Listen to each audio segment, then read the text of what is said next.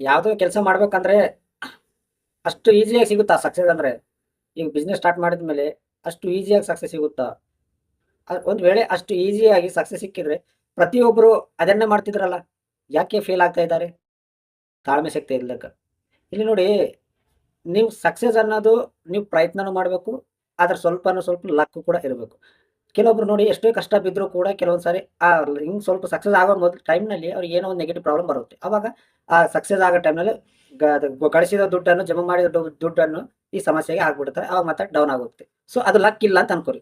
ನೀವು ಪ್ರಯತ್ನ ಯಾವ ಥರ ಮಾತಾಡ್ತೀರಿ? 10 ಸಾರಿ ನೀವು ಪ್ರಯತ್ನ ಮಾಡಿದ್ದಾಗ 9 ಸಾರಿ ಫೇಲ್ ಆಗಿದ್ರು 10ನೇಕ್ಕೆ ಲಾಸ್ಟ್ ಸಕ್ಸಸ್ ಆಗುತ್ತೆ.